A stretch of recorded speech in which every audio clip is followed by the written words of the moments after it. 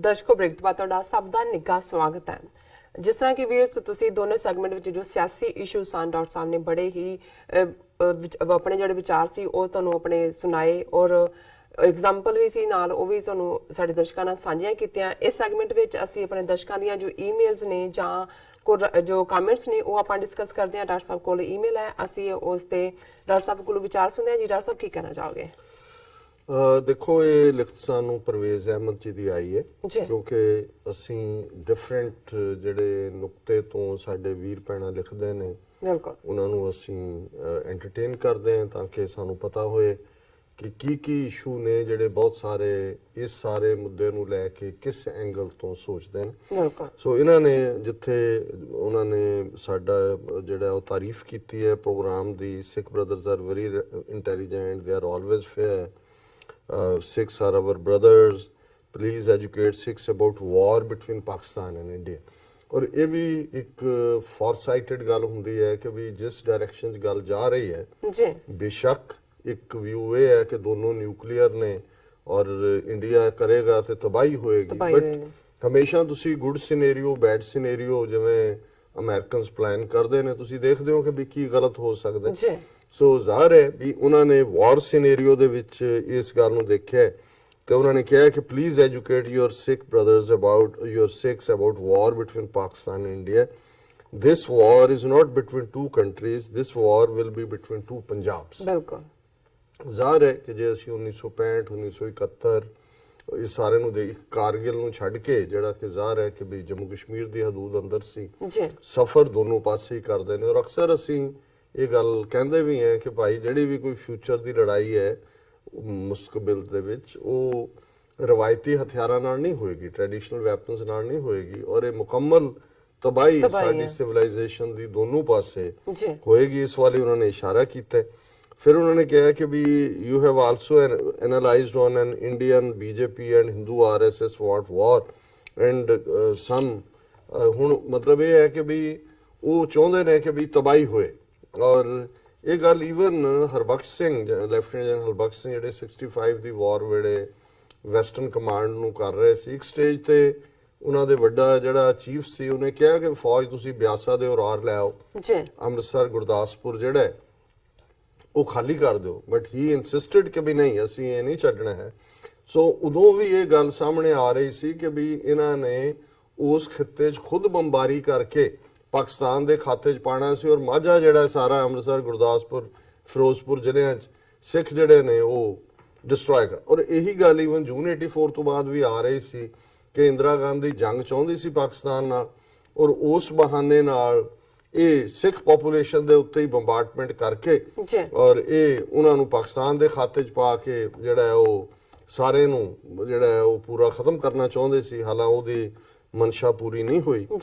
फिर उन्होंने कहा but if war will start both sides of Punjab will be destroyed, please educate this war is not between Hindus and Pakistan, it's policy to kill Sikhs and destroy Sikh community, divide Muslims and Sikh brothers, also educate about war के Indians have not bear 44 people's deaths, but if war will start this figure will go to 44,000। ਨਹੀਂ ਮੈਨੂੰ ਇਹ ਲੱਗਦਾ ਵੀ ਜੇ ਕੋਈ ਫੁੱਲ scale ਆਪਸ ਦੇ ਵਿੱਚ ਟਕਰਾਅ ਹੋਇਆ ਇਹ ਜਿਵੇਂ 1 ਬਿਲੀਅਨ ਲੋਕਾਂ ਨੂੰ ਹੀ ਫਿਰ ਪ੍ਰਭਾਵਿਤ ਕਰੇਗਾ, ਪਰ ਉਸ ਸਾਰੇ ਦੇ ਵਿੱਚ ਸਾਡੇ ਦੋਨੋਂ ਪਾਸਿਆਂ ਦੀ ਤਬਾਹੀ ਜਿਹੜੀ ਹੈ ਜੇ ਉਹਨਾਂ ਨੇ ਕਿਹਾ ਵੀ ਪਾਕਿਸਤਾਨ ਕੋਲ ਇੱਕ ਸਟੇਜ ਹੋਏਗੀ, ਕੋਈ ਆਪਸ਼ਨ ਨਹੀਂ ਹੋਏਗੀ, ਡੂ ਐਂਡ ਡਾਈ ਸਿਚੁਏਸ਼ਨ ਹੋਏਗੀ।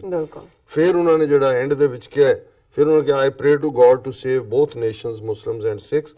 ਫਿਰ ਉਹਨਾਂ ਨੇ ਕਿਹਾ ਵੀ ਜਿਹੜੀ ਇਹ ਸਿੱਖਾਂ ਦਾ ਕਿਉਂ ਜਿਹੜਾ ਸੈਪਰੇਟ ਨੇਸ਼ਨ ਸਟੇਟਸ ਜਾਂ ਉਹਨਾਂ ਦੇ ਮੁਲਕ ਦਾ ਕਲੇਮ ਕਿਉਂ ਡਿਨਾਈ ਕੀਤਾ ਜਾਂਦਾ ਜਦੋਂ ਕਿ Sikhs have separate religious identity, ਅੱਡ ਉਹਨਾਂ ਦੀ ਮਜ਼ਹਬੀ ਹੈ, ਉਹਨਾਂ ਦੀ ਸੈਪਰੇਟ ਆਪਣੀ ਪਛਾਣ ਹੈ, ਉਹਨਾਂ ਦੀ ਆਪਣੀ ਸੈਪਰੇਟ ਤਹਿਜ਼ੀਬ ਹੈ, ਕਲਚਰ ਹੈ ਔਰ ਉਹ ਸੈਪਰੇਟ ਨੇਸ਼ਨ ਨੇ ਆਪਣੇ ਆਪ ਦੇ ਵਿੱਚ।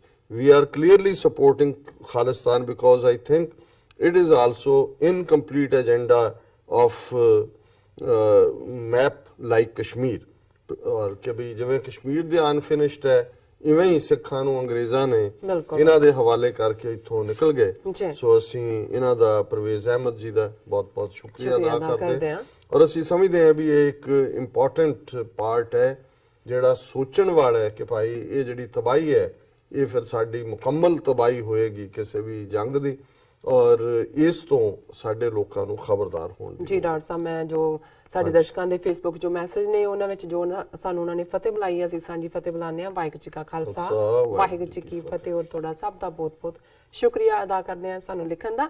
ਔਰ ਸਤਪਾਲ ਸਿੰਘ ਪੁਰੀਵਾਲ ਜੀ ਸਾਨੂੰ ਲਿਖਦੇ ਨੇ, ਆਪ ਜੀ ਨੂੰ ਤੇ ਟੀਵੀ 84 ਦੇ ਵੇਖ ਰਹੇ ਸਮੂਹ ਦਰਸ਼ਕਾਂ ਨੂੰ ਫਤਿਹ ਅਰਜ ਕਰਦਾ ਹਾਂ, ਪ੍ਰਵਾਨ ਕਰਨੀ ਜੀ। ਵਾਹਿਗੁਰੂ ਜੀ ਕਾ ਖਾਲਸਾ, ਵਾਹਿਗੁਰੂ ਜੀ ਕੀ ਫਤਿਹ। ਔਰ ਉਹਨਾਂ ਦਾ ਅਗਲਾ ਮੈਸੇਜ ਹੈ, ਭਾਰਤ ਨੂੰ ਇਮਰਾਨ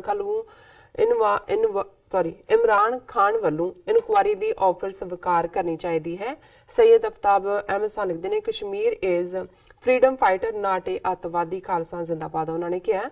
ਔਰ ਮਨਜੀਤ ਸਿੰਘ ਮਠਾਰੂ ਸਾਹਿਬ ਲਿਖਦੇ ਨੇ, ਸਿੱਖਾਂ ਨੂੰ ਗੁਰੂ ਸਾਹਿਬ ਦੇ ਆਸ਼ੀਰਵਾਦ ਨਾਲ ਸਾਨੂੰ ਨਾਰਥ ਈਸਟ ਤੇ ਸਾਊਥ ਇੰਡੀਆ 'ਚ ਆਪਣੀਆਂ ਮੰਜੀ ਸਥਾਪਿਤ ਕਰਨੀ ਚਾਹੀਦੀ ਹੈ। ਔਰ ਹਾਂਜੀ, ਫਿਰ ਉਹਨਾਂ ਦਾ ਮੈਸੇਜ ਹੈ, ਇੰਡੀਆ ਇੱਕ ਹਨੇਰਾ ਜਿਹਾ ਰਿਹਾ ਸਦੀਆਂ ਤੋਂ, ਨਾਨਕ ਸਾਹਿਬ ਕਲਯੁਗ ਨੂੰ ਪ੍ਰਕਾਸ਼ਮਾਨ ਕਰ ਮਨੁੱਖ ਨੂੰ ਸਿੱਖ ਇੱਕ ਲਰਨਰ ਪ੍ਰੋਜੈਕਟ ਕੀਤਾ।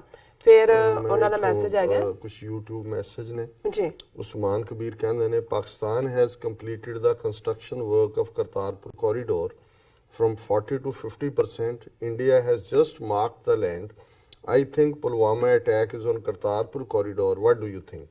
ਅਸੀਂ ਇਸ ਨੂੰ ਬੜੀ ਡਿਟੇਲ ਚ ਡਿਸਕਸ ਕੀਤਾ ਹੈ। ਅਸੀਂ ਸਮਝਦੇ ਹਾਂ ਵੀ ਜਿਹੜੇ 5-6 ਮੁੱਖ ਨੁਕਤੇ ਨੇ ਜਿਨ੍ਹਾਂ ਕਰਕੇ ਪੁਲਵਾਮਾ ਅਟੈਕ ਭਾਰਤੀ ਏਜੰਸੀਆਂ ਨੇ ਕਰਵਾਇਆ, ਉਹਦੇ ਚ ਕਰਤਾਰਪੁਰ ਕੋਰੀਡੋਰ ਨੂੰ ਰੋਕਣਾ ਜਿਹੜਾ ਮੇਨ ਇਸ਼ੂਜ਼ ਚ ਹੈ। ਮੁਹੰਮਦ ਪੱਟੀ ਲਿਖਦੇ ਨੇ, ਇਹ ਉਹਨਾਂ ਦਾ ਪੜਿਆ ਨਹੀਂ ਜਾਂਦਾ ਹੈ पर अमीना बीबी जी ने लिखा है, थैंक्स हमारे सिख भाइयों का। और निक लिखते ने, रॉ and IB did the attack on their soldiers just to get votes in election by spreading fear in Hindus. ये बिल्कुल ठीक असैसमेंट है और असी पिछले दिनों ਦੇ ਵਿੱਚ ਜਿੰਨੇ ਵੀ ਪ੍ਰੋਗਰਾਮ ਕੀਤੇ ਨੇ ਉਹਦੇ ਵਿੱਚ ਰੀਅਲ ਇੰਟੈਂਟ ਦੱਸੀ ਹੈ, ਉਹ ਤੁਸੀਂ ਜਾਰੀ ਕਰ ਲਓ ਜੀ। ਫਿਰ ਉਹਨਾਂ ਦਾ ਮਠਾਰੂ ਜੀ ਦਾ ਮੈਸੇਜ ਹੈ, ਹਨੇਰਾ ਅੱਜ ਵੀ ਪੂਰੀ ਤਰ੍ਹਾਂ ਗਹਿਰਾ ਹੈ। Doctor Amarjit Singh ji team TV 84 ਵੀ ਸਾਡੇ ਲਈ ਆਵਾਜ਼ ਹੈ, ਜ਼ਿੰਦਾਬਾਦ ਉਹਨਾਂ ਨੇ ਲਿਖਿਆ। ਸ਼ਾਹਿਦ ਭੱਟੀ ਸਾਹਿਬ ਲਿਖਦੇ ਨੇ, I love ISI, I love ਪਾਕ ਆਰਮੀ, I love ਪਾਕਿਸਤਾਨ, ਜ਼ਿੰਦਾਬਾਦ ਉਹਨਾਂ ਨੇ ਲਿਖਿਆ। ਔਰ ਭਾਈ ਗੁਰਮੀਤ ਸਿੰਘ ਬੱਬਰ ਸਾਹਿਬ ਲਿਖਦੇ ਨੇ, ਵਾਹਿਗੁਰੂ ਜੀ ਕਾ ਖਾਲਸਾ, ਵਾਹਿਗੁਰੂ ਜੀ ਕੀ ਫਤਿਹ। ਡਾਕਟਰ ਸਾਹਿਬ ਤੇ ਨੀਲਮ ਕੌਰ ਭੈਣ ਜੀ, ਬੰਦੇ ਵਿੱਚ ਫਰਕ ਹੁੰਦਾ ਹੈ। ਪਾਕਿਸਤਾਨ ਵਿੱਚ ਉਹ ਪ੍ਰਧਾਨ ਮੰਤਰੀ ਬਣਿਆ ਹੈ ਜਿਸ ਨੇ ਕੱਪ ਜਿੱਤੇ ਹਨ ਤੇ ਹਿੰਦੁਸਤਾਨ ਵਿੱਚ ਉਹ ਪ੍ਰਧਾਨ ਮੰਤਰੀ ਬਣਿਆ ਹੈ ਜਿਸ ਨੇ ਕੱਪ ਧੋਤੇ ਹਨ। इधरों यूपी तो फैज़ अनवर, फिर वहीद सुल्तान जी ने, अरफान अली, अमीर Farooq, cool bright sky, Rehan Shah और बाज सिंह, जीशन सिद्दीकी, उन्होंने सत श्री अकाल और सलाम कही है। फिर उन्होंने कहा जी, you copy Modi speech very well, so funny, बहुत शुक्रिया जी। और फैज़ अनवर उन्होंने भी अपना प्यार जिहड़ा है सानू जी। हरजाप सिंह जापी साहब लिखते हैं, इन्हां जेल विच पाकिस्तानी कैदी नूं हो सकदा है इस लई मारिया होवे, शायद चाहुंदे होणगे पाकिस्तान विच फड़िया यादव ओ मार देण, उकसा रहे होणगे सॉरी जी। फिर अगे मनजीत सिंह मठारू साहब लिखते हैं, Khalsa is for humanity, the great nation for the peace of world of different people. And उन्होंने लिखा है कि गुरु साहब सेज, मानस की जात सबे एक पहचान वो, खालसान राज जिंदाबाद। उन्होंने लिखा खालसा राज जिंदाबाद लिखा उन्होंने। फिर उन्होंने मैसेज है, Sikh is an attitude towards humanity for Guru Sahib. और राजा मुख्तार सानू फतेह बुलाते ने जी। बस यही मैसेज ने मेरे को। आबिद साबरी जी पेरिस तो, खालिस्तान जिंदाबाद, खालिस्तान बन के रहेगा, करतारपुर लांघा खुल के रहे, पाकिस्तान खालिस्तान ते पंजाब पाकिस्तान दोनों की सांझ ते अपने अपने बॉर्डर्स दीयां हद्दां नाल दोस्ती ते भाईचारे नाल। और बहुत बहुत शुक्रिया आबिद साबरी जी। आई होप तुहाडी सेहत ठीक है, तुसीं जिहड़ा आराम करो प्रॉपर और अपनी सेहत का ध्यान रखो। फिर हसन मुस्तफा जीशन सिद्दीकी जी ने फिर लिखे और असी सारे बहुत बहुत शुक्रिया अदा करते हैं। व्यूअर्स तो इस तरह बने रहना, मिलते हैं छोटे जे ब्रेक के बाद।